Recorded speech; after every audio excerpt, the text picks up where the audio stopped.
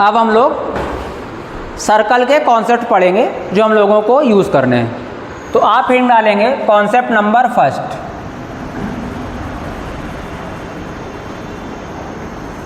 Concept number first लिखेंगे अपनी copy पे। A perpendicular drawn from the centre, a perpendicular drawn from the centre of a circle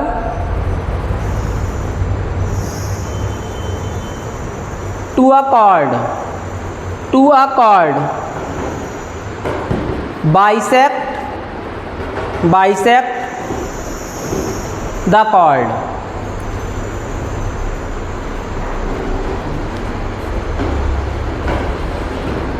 इसका मतलब है, हिंदी वाले साथ समझ लें, किसी वृत्त के केंद्र से, किसी वृत्त के केंद्र से उस वृत्त की जीवा, क्या मतलब है, उस वृत्त की जीवा पर डाला गया लंब जीवा को समद्विभाजित करता है।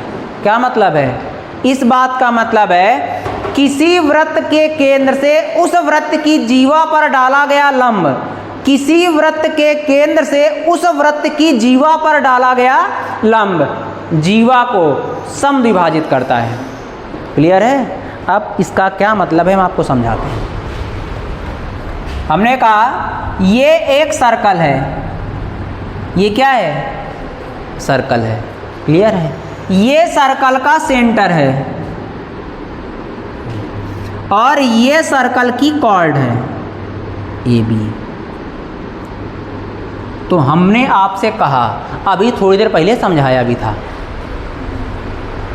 समझाया था क्या, अगर हम आपसे कहें कि हमारे पास ये एक सर्कल है, ये क्या है, एक सर्कल, इसका सेंटर है ओ और इसकी कॉर्ड है ए बी, तो हम आपसे कह रहे हैं किसी वृत्त के केंद्र से, किसी वृत्त के केंद्र से, मतलब centre of circle, centre of circle, वृत्त के केंद्र से उस वृत्त की जीवा अर्थात ए बी पर अगर आप एक परपेंडिकुलर ड्रा करोगे, क्या ड्रा करोगे, परपेंडिकुलर, तो वो परपेंडिकुलर ए बी को दो इक्वल पार्ट्स में डिवाइड कर देगा, अर्थात ए डी और बी डी आपस में बराबर हो जाएंगे। ये रूल नंबर 1 है। क्या है, पहले समझ लो फिर प्रूवमेंट करा देंगे। क्या मतलब है, इसका मतलब है कि जब भी किसी वृत्त में उस वृत्त के केंद्र से उस वृत्त की जीवा पर आप लंब डालोगे, अगर किसी वृत्त के केंद्र से उस वृत्त की जीवा पे लंब डालोगे, समझ रहे बात को, तो डाला गया लंब उस जीवा को दो इक्वल पार्ट में डिवाइड कर देगा। याद होना चाहिए बिल्कुल स्पष्ट रूप से। क्लियर है? क्या मतलब है, देखो, जैसे ये वृत्त का केंद्र है और आपको पता है वृत्त के केंद्र से सारी दूरियां बराबर होती हैं, तो अगर आप ए से ओ को मिलाओगे तो ये भी क्या होगा, आर, ये भी क्या होगा, आर, मतलब एओ बराबर ओ बी, एओ बराबर ओ बी। ओडी कॉमन है, ओडी क्या है, कॉमन है, और ये दोनों एंगल भी आपस में कॉमन है, इसलिए ये दोनों triangle O D A, O D B आपस में क्या हो जाएंगे, कॉन्ग्रुएंस हो जाएंगे। और कॉन्ग्रुएंस ट्रायंगल में, अगर आप कॉन्ग्रुएंस ट्रायंगल में सामने वाले शीर्ष से उसके सामने वाली भुजा पे कोई रेखा खींचोगे तो वो रेखा क्या करती है, सामने वाली भुजा को इक्वल पार्ट्स में डिवाइड कर देती है। समझ गए? तो क्या हो जाएगा, ए डी बराबर बी डी। क्लियर है? हाँ, मतलब आपको ये सब नहीं, प्रूवमेंट नहीं याद रखना है, हमने प्रूवमेंट आपको समझा दिया। क्लियर है? आपको याद नहीं रखना है, आपको याद रखना है कि अगर किसी वृत्त में उस वृत्त के केंद्र से उस वृत्त की जीवा पर आप लंब डालोगे तो डाला गया लंब वृत्त की जीवा के 2 बराबर हिस्से कर देगा।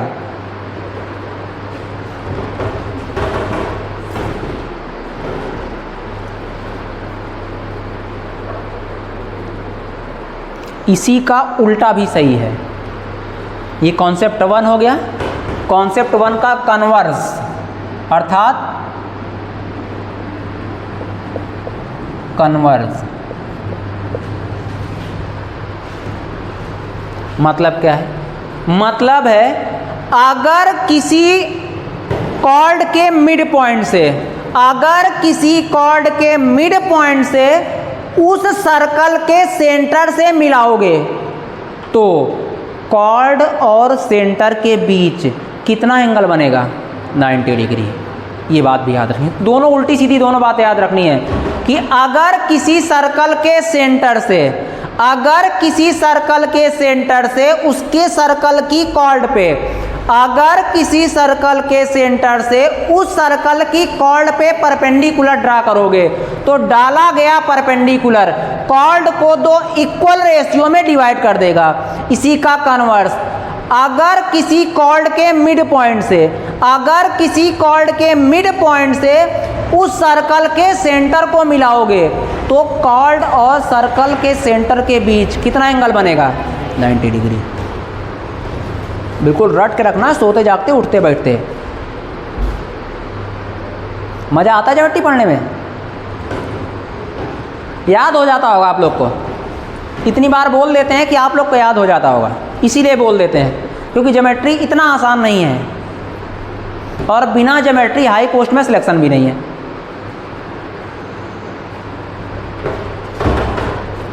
आप लोग मन लगा के लगे रहिए, समझ रहे बात को। एक ना एक दिन जरूर ऐसा आएगा जब आपके पास आपकी मंजिल होगी, समझ रहे? हाँ, इस बात को बिल्कुल गांठ बांध लेनी है कि मंजिल एक दिन में नहीं मिलती है, समझ रहे? अगर कंटिन्यूअस प्रयास करते रहेंगे तो एक ना एक दिन अपने लक्ष्य के करीब पहुंच ही जाएंगे, ठीक है? अगर बिना रुके, समझ रहे बात को, प्रयास करते रहेंगे, अगर बार बार रुकेंगे तो और लेट होगा, समझ रहे?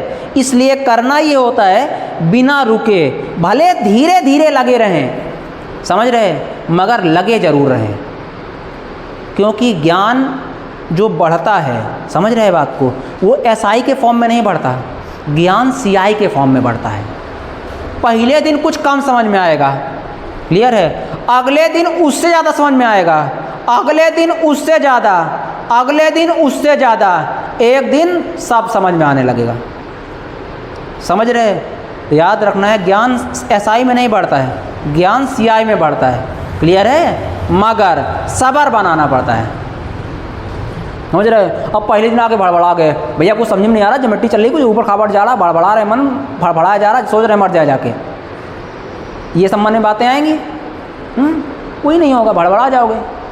पहली बात तो आपको ये काम करना होगा, आपको देशों दुनिया में कही जाने वाली बातों से अपने आप को हटाना होगा। कई लोग आपसे कहेंगे अबे पुलिस की वैकेंसी आई, चलो इसी को देखते हैं, भाड़ में जाए दुनियादारी, इसी को देखते हैं, कुछ तो मिलेगा, क्लियर है?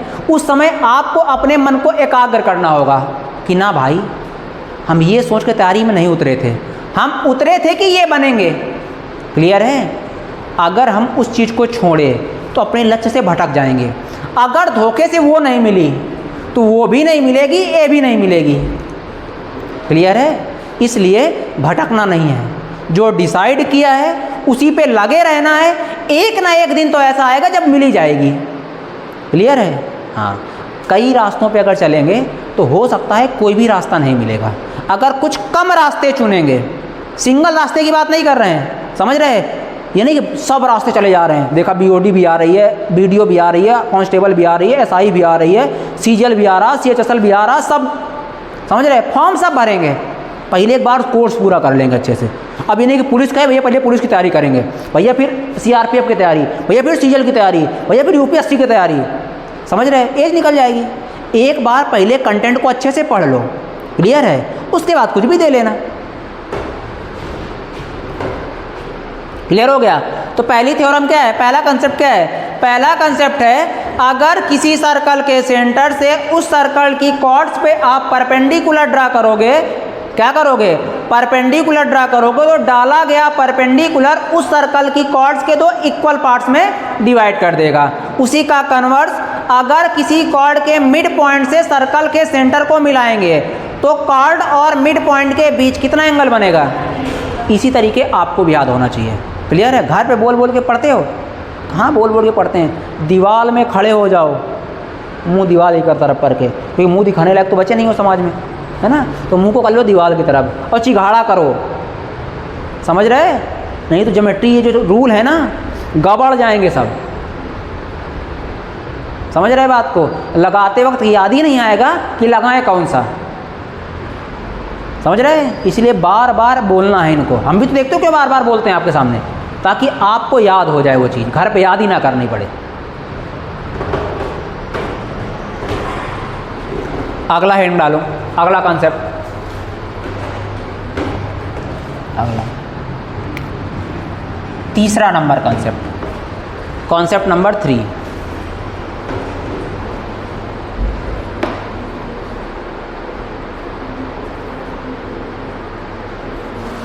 अगला कंसेप्ट है equal chords make equal angles. क्या मतलब है? Equal chords makes equal angle at the centre. Equal chords make equal angle at the centre. समान जीवाएं केंद्र पर समान कोण बनाती हैं।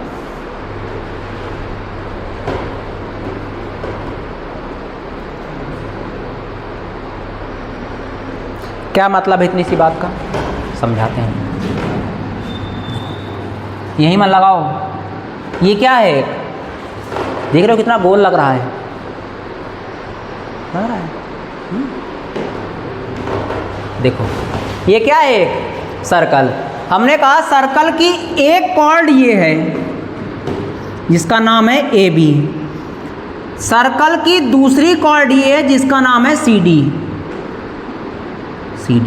और ये सर्कल का सेंटर है।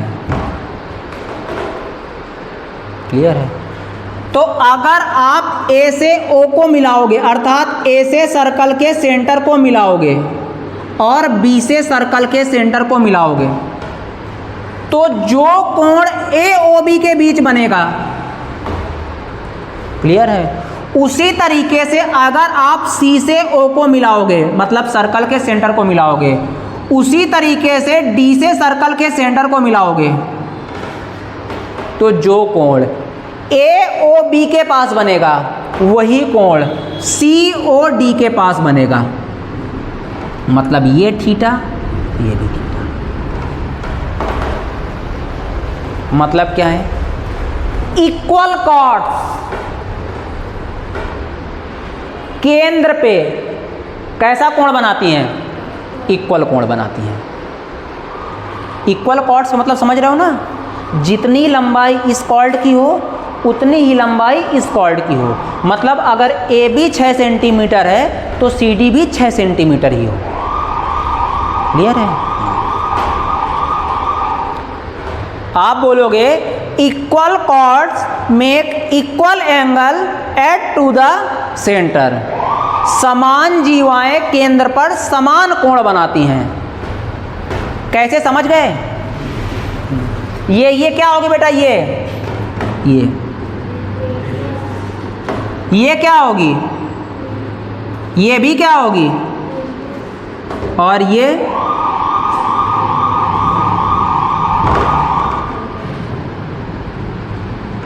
ये भी क्या होगी?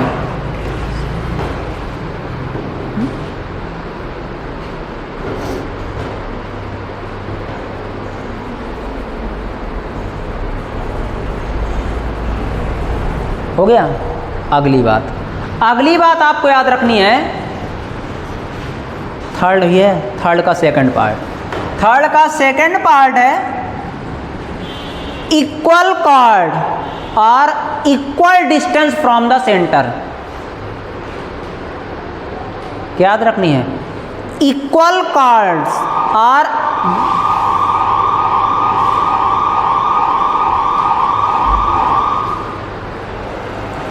आप बोलोगे equal chords are equal distance from the centre, मतलब बराबर लंबाई की जीवाएं, बराबर लंबाई की जीवाएं केंद्र से बराबर दूरी पर होती हैं। मतलब जितनी दूरी O से इस बिंदु D तक की होगी, मतलब E, D तो लिख गए ना, जितनी डिस्टेंस OD की होगी, OD नहीं OE, जितनी डिस्टेंस OE की होगी, हमने यहाँ पे पॉइंट ले लिया E,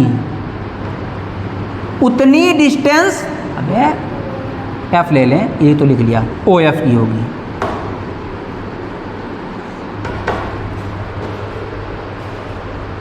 समझ गए? क्या याद रखोगे? आप याद रखोगे equal chords makes equal angle at the centre, समान लंबाई की जीवाएं कोण पर समान डिग्री का कोण बनाती हैं। समझ रहे बात को? अगली बात, केंद्र से समान लंबाई के जीवाओं के बीच की दूरी भी समान होती है।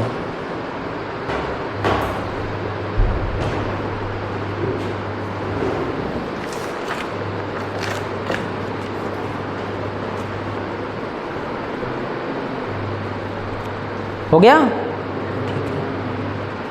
समझ में आ रहा ना बेटा पूरा? हाँ। फोर्थ कॉन्सेप्ट, कॉन्सेप्ट नंबर 4,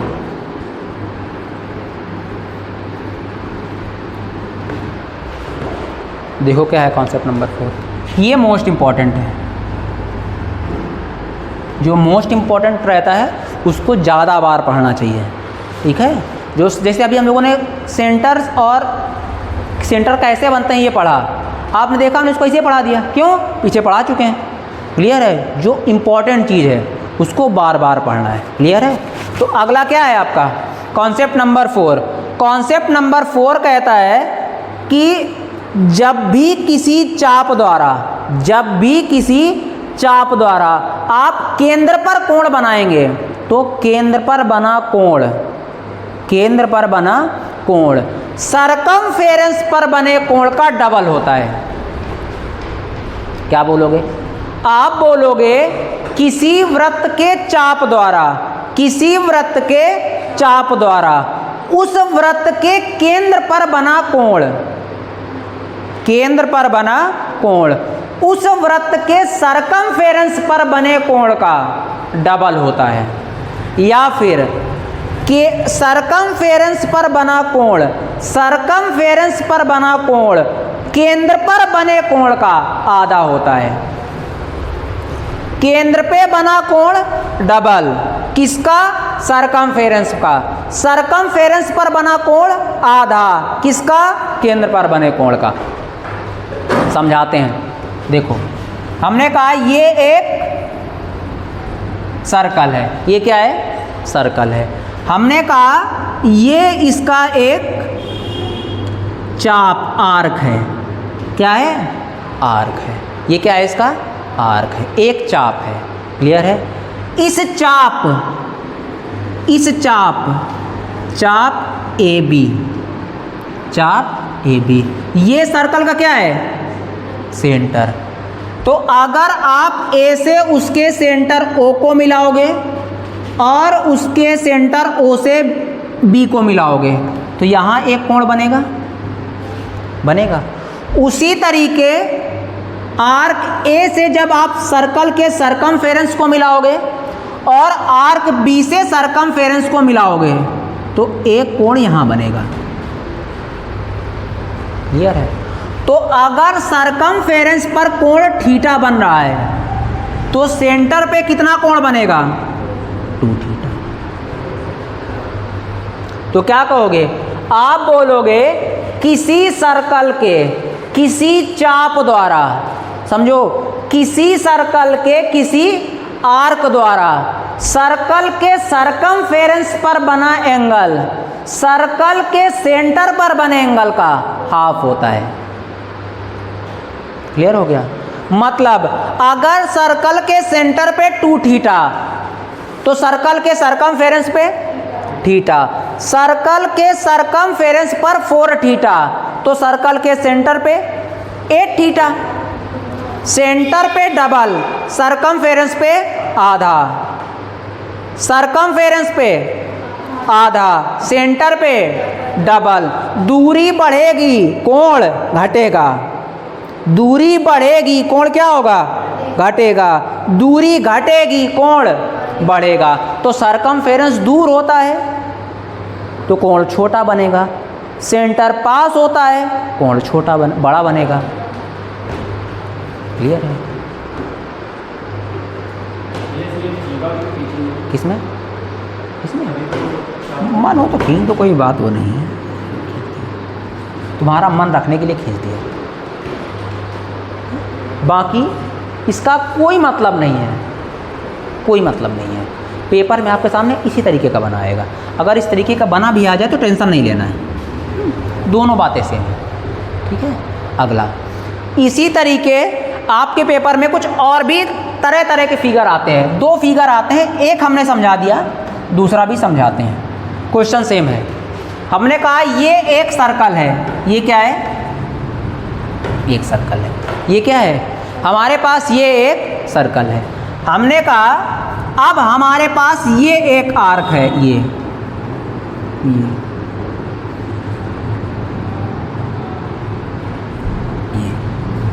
ये आर्क है ए बी। क्लियर है? ए बी सर्कल का क्या है? आर्क। क्लियर है? और सर्कल के, तो फिर सर्कल का सरकमफेरेंस ये हो जाएगा। पे बना कोण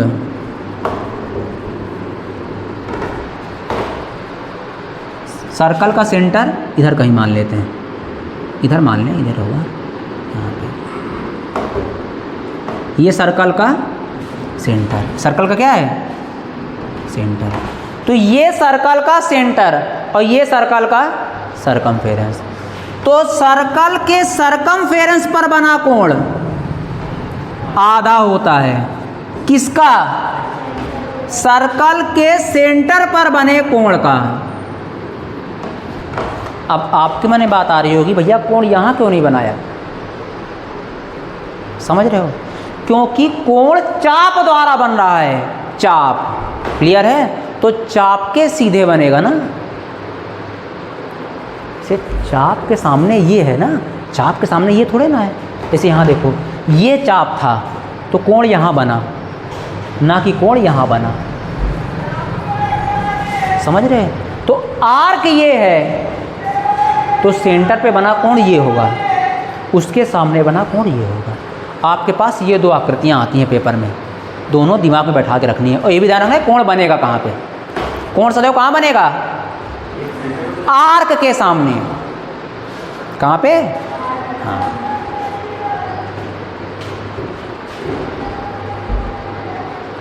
ये कहाँ पे बना कोण है? ये सरकमफेरेंस पर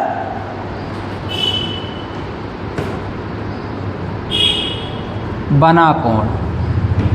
जबकि ये जो 2 थीटा है ये कहाँ पे बना कोण है? सेंटर पर बना कोण। मतलब आपको क्या याद रखना है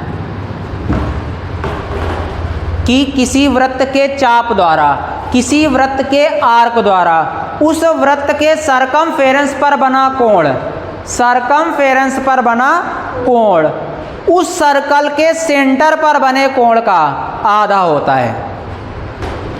angle made by an arc of a centre, angle made by an arc of a circle in centre is double the angle made by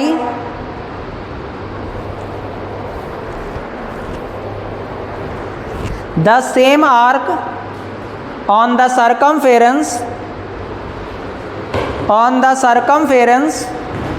of centre.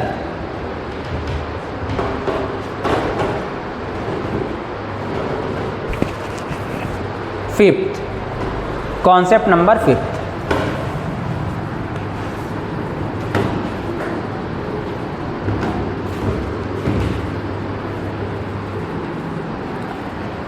ये उससे भी ज़्यादा इम्पॉर्टेंट है।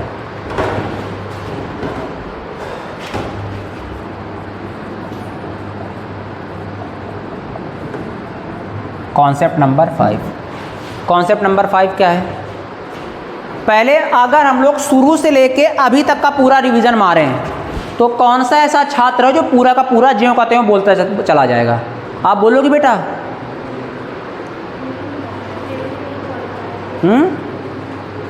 क्या क्या कह रही हो? एक तो लड़की बुदुर बुदुर मुंह में बकलेगी और जब लड़ाई होगी तो सबसे ज़्यादा आवाज़ उसी को सुनाई देगी। जब कोई क्वेश्चन पूछो यही से मनी में बुका लेगी, और जब कोई लड़ाई हो जाए सबसे ज़्यादा उसी का आवाज़ सुनाई देता है। बोलो। हाँ, हम शुरू से लेके अभी तक का पूछ रहे हैं, मतलब जहाँ से हमने सर्कल चालू किया और जहाँ तक अभी पहुँचे हैं वहाँ तक की घटना पूछ रहे हैं।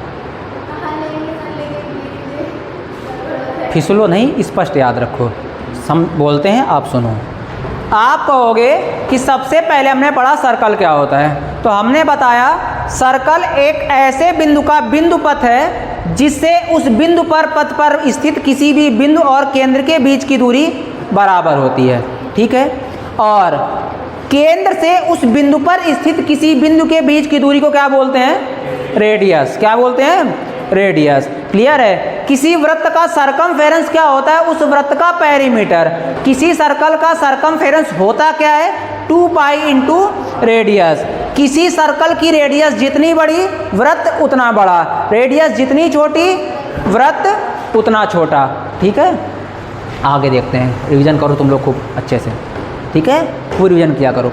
देखो, 5वां नंबर, 5th नंबर कंसेप्ट है, आप बोलोगे किसी वृत्त के चाप द्वारा वृत्त के एक ओर बने सारे कोण आपस में बराबर होते हैं। वृत्त के किसी चाप द्वारा, वृत्त के किसी चाप अर्थात आर्क द्वारा एक ही ओर बने सारे कोण आपस में बराबर होते हैं। क्या बोलोगे?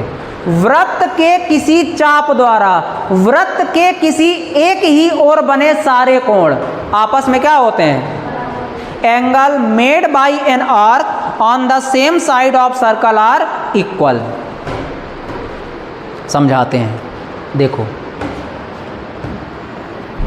हमने कहा ये एक सर्कल है। ये क्या है? एक सर्कल है। इस सर्कल का ये एक आर्क है। ये क्या है? क्लियर है? ये क्या है? एक आर्क है। अगर इस आर्क से ये बिंदु है ए, ये बिंदु है बी, इससे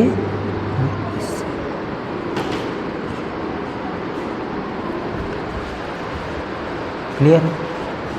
ये दोनों के बीच अगर थीटा एंगल बन रहा है तो इन दो आर्क के दोनों बिंदुओं से एक ही ओर जितने कोण बनाओगे सब के सब आपस में कितना होंगे?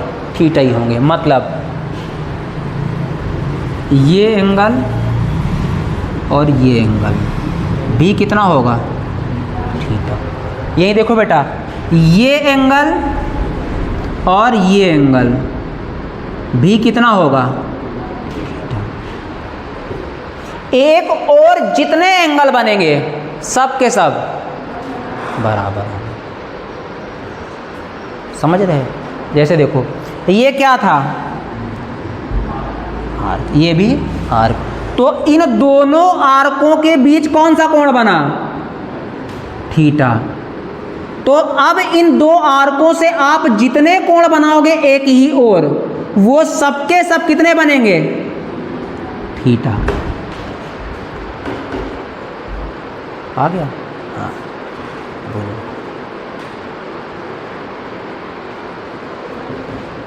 इसी का दूसरा फिगर भी पेपर में यूज होता है। जैसे देखो, ये माइनर आर्क द्वारा हमने बना दिया। अब पेपर में कभी कभी मेजर आर्क द्वारा बनाया जाता है, जैसे कि हमने कहा ये एक सर्कल है, ये क्या है सर्कल, इसका मेजर आर्क ये है, ये क्या है मेजर आर्क। बेटा यही देखो, नोट बाद में करना, ये ए है ये बी है। अब आर्क ए और बी द्वारा यहां पर बनने वाला एंगल थीटा है, कितना है थीटा। तो आर्क ए और बी द्वारा आप जितने भी एंगल बनाओगे सबके सब कितना कोण बनाएंगे थीटा। क्लियर है? इसको उठा के और इधर ले आए तो ये कोण भी कितना बनेगा,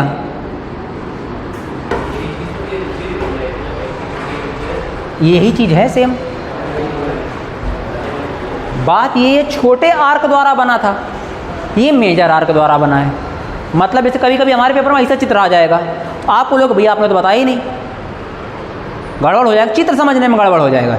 तो आपको याद रखना है कि ये माइनर आर्क द्वारा बना था, इसलिए एंगल बड़े बड़े लग रहे थे। ये मेजर आर्क द्वारा बना है तो एंगल छोटे छोटे लग रहे हैं।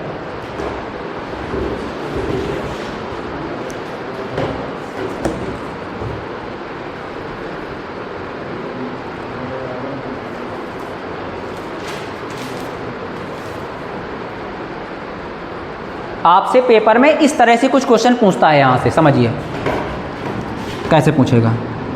आप देखो बेटा, आज से बोलेगा ये एक वृत्त है, वृत्त ठीक है, उसका आर्क है ए बी, ये आर्क है ए बी।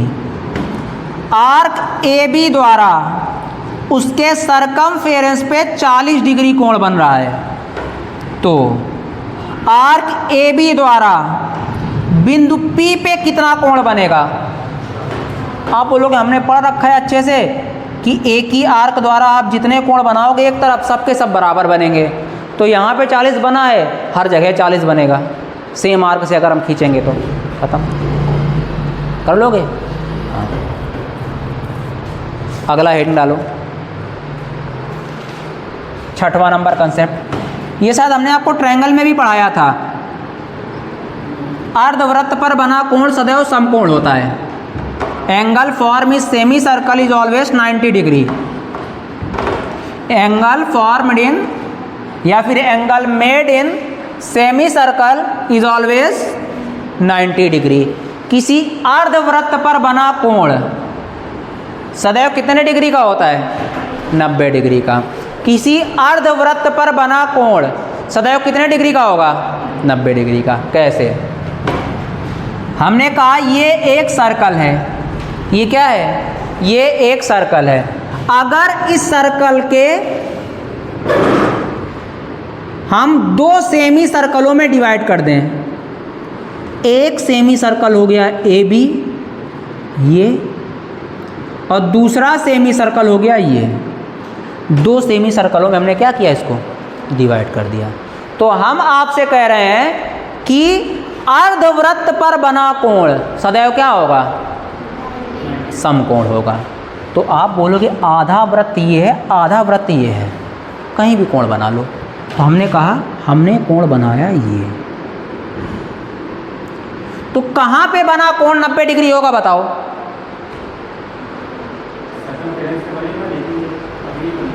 अभी नहीं बनेगा, यही तो हम चाह रहे थे कि इसी तरीके तो पढ़ो। आप बोलोगे तो गड़बड़ है ना, आप ऐसे बनाओ सरकमफेरेंस पे, अब ये 90 डिग्री बन जाएगा। अभी ये जो हम बना रहे थे ये अर्धवृत्त पे कहाँ बन रहा था, अब अर्धवृत्त पे बना है ना। देखो एक अर्धवृत्त का छोर ये है, एक अर्धवृत्त का छोर ये है, तो अब ये कोण बना ना ये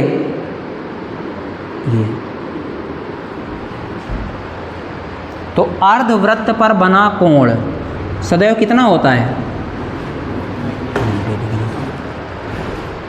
इस अर्धवृत्त पे आप जितने कोण बनाओगे सबके सब 90 डिग्री होंगे। किस प्रॉपर्टी से, अभी इसके जस्ट पहले बताया है। सेम आर्क द्वारा बने कोण भी सेम होते हैं। सेम आर्क द्वारा एक ही ओर बने सारे कोण बराबर होते हैं।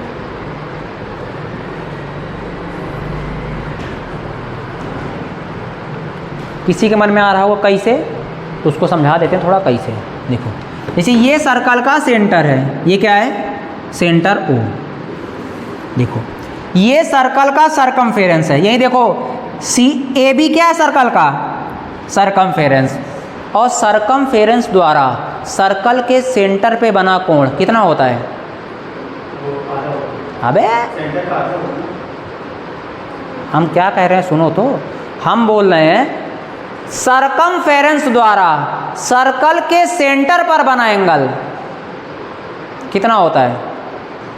180 डिग्री। कितना होता है? 180 डिग्री। अरे या फिर देखो ना यार, ये एक सीधी रेखा है, कितना कोण बनाएगी? 180 डिग्री का। सर्कल के सरकमफेरेंस पर कितना कोण बना है? 180 डिग्री। सर्कल के सेंटर पे कितना कोण बना है? तो सर्कल के सरकमफेरेंस पे कितना कोण बनेगा? 90। हो गया प्रूफ। हाँ आधा हो गया तो दिख ही रहा आधा हो गया। सर्कल के सरकमफेरेंस द्वारा सर्कल के सेंटर पे बना एंगल कितना होता है? 180 डिग्री। कितना होता है? 180 डिग्री।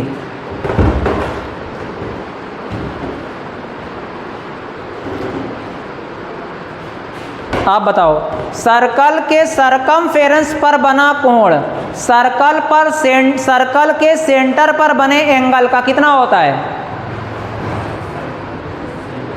अबे गधे का बिल्कुल लोलू, बिल्कुल 4 बार में सुनी नहीं पाते हो। अबे हमने बोला सरकमफेरेंस पर बना एंगल कितना होता है, तो बोलो सेंटर का आधा।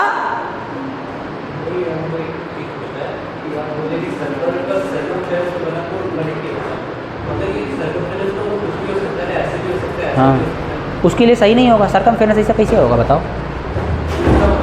एक मिनट रुको तो यार, हमसे तो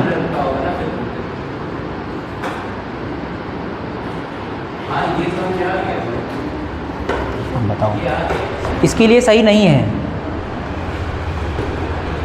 हाँ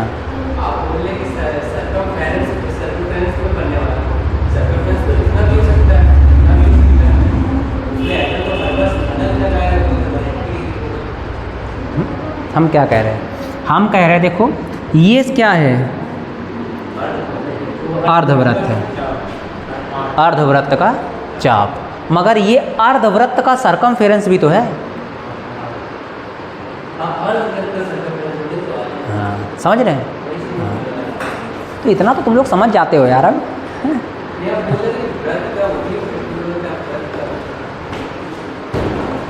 अब हम इसलिए कभी कभी चीज़ें बहुत नहीं समझाते हैं, क्योंकि हमको पता है जितना हम बोला जितना तुम समझ जाओगे उसके ऊपर से स्टार्ट कर देते हैं। अब तुम लोग को पढ़ाई इतना आदत हो गया ना कि पता है कितना समझ जाओगे कितना नहीं समझ पाओगे।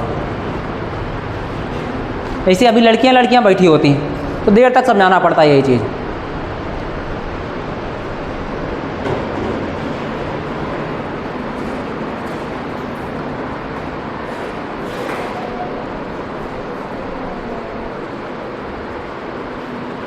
हो गया? अगली हेडिंग डालिए,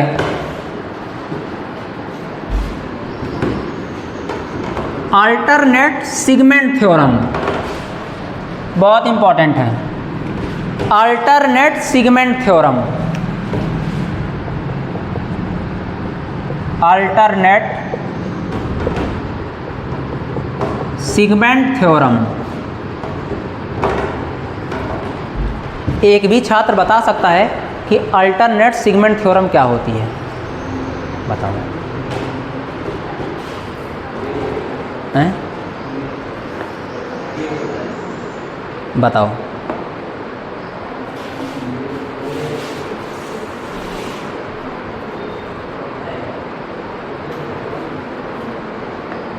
देखो हम आपको समझाते हैं। हमने कहा ये एक सर्कल है, ये क्या है? ये एक सर्कल है।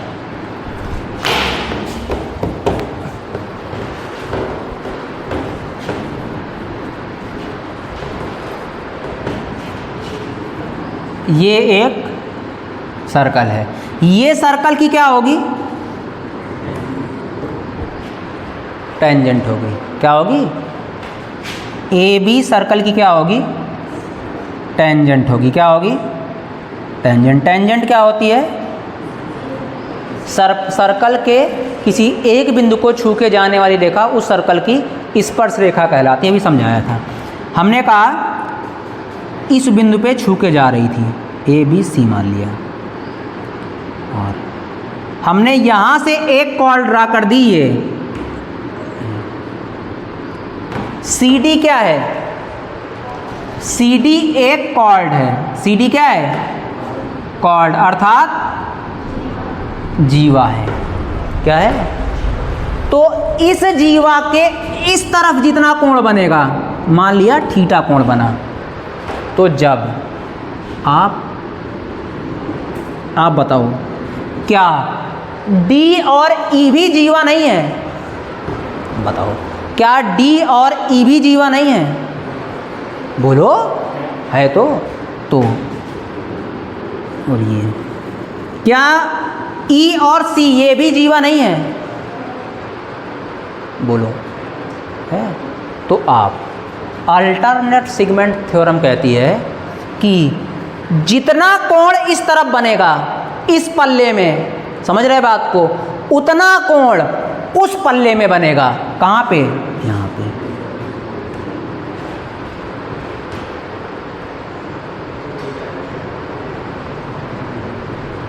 समझ गए, नहीं समझे, इस तरफ नहीं,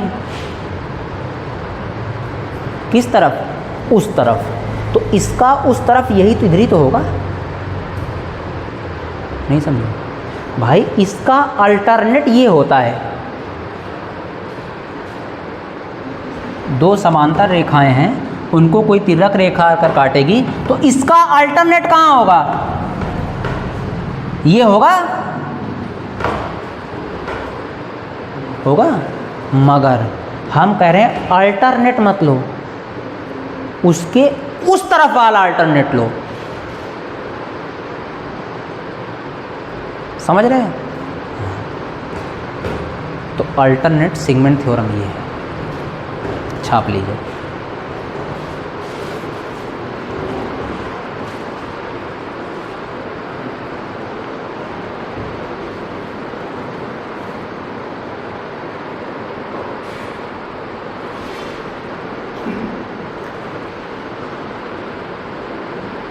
हो गया, थोड़ा अच्छा है कंसेप्ट, इसलिए आपको समझ में नहीं आएगा, इसलिए हम आपको थोड़ा सा प्रूफ करने की कोशिश करते हैं, जिससे आपको थोड़ा अच्छे समझ में आ जाए। देखो ये क्या है बेटा, सी डी क्या है, आर्क है, और ये पूरा एक सर्कल है, इस सर्कल का ही सेंटर होगा, तो हमने मान लिया इसका सेंटर ये है ओ। क्लियर है, आप बताओ, जब आप सर्कल के सेंटर से इसको मिलाओगे तो ये कितना कोण बनाएगी, आप बोलोगे पहले बताओ, ये बताओ ओसी भी रेडियस होगी कि नहीं होगी, होगी, ओडी भी रेडियस होगी कि नहीं होगी, और सारी रेडियसें ट्रायंगल की, सर्कल की बराबर होती हैं, तो जितना ओडी होगी उतना ही ओसी होगी। समझ गए, आगे देखो, अब बताओ ये सर्कल की क्या है, ये रेडियस है, और ये सर्कल की क्या है, टेंजेंट है। सर्कल की रेडियस और सर्कल के टेंजेशियन पॉइंट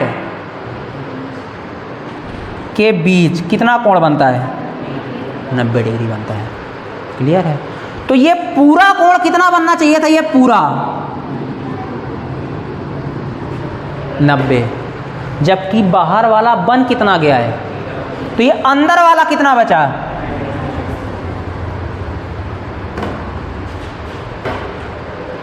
दोनों रेडियसें बराबर हैं, तो अगर यहां पे 90 माइनस थीटा, तो यहां पे भी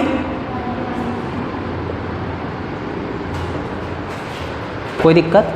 अब देखो त्रिभुज, ट्रायंगल COD, त्रिभुज के तीनों कोणों का योग 180, जबकि हो कितना गया है 180 माइनस 2 थीटा। तो 180 माइनस 2 थीटा में कितना सब्ट्रैक्ट कर दें कि एंगल 180 हो जाए 2 थीटा। तो आप बोलोगे इसको कितना होना पड़ेगा, ये कहाँ पे बना कोण है सेंटर पे, ये सेंटर पे कितना कोण बना है, ये क्या है सर्कल का सरकमफेरेंस, कितना कोण बनेगा आधा, प्रूफ हो गया। क्लियर है। तो आता कहाँ से समझ गए, अल्ले पल्ले जो हम समझा रहे हैं समझ पा रहे हो ना। हाँ, तुमको ये प्रूवमेंट नहीं याद रखना है, आपको डायरेक्ट याद रखना है, बस हम बता देते हैं ताकि आपको याद रहे। अल्टरनेट सेगमेंट थ्योरम क्या कहती है, अल्टरनेट सेगमेंट थ्योरम कहती है कॉर्ड के इस तरफ जितना कोण बनेगा दूसरी वाली कॉर्ड के उस तरफ भी उतना ही कोण बनेगा।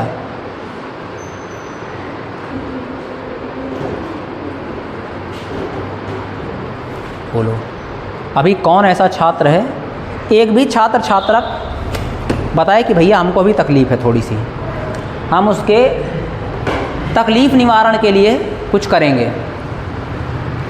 बोलो, अगर छात्राओं को दिक्कत हुई तो तकलीफ़ निवारण का बेस्ट उपाय है रोटी तेज़ बनाना सीख लें।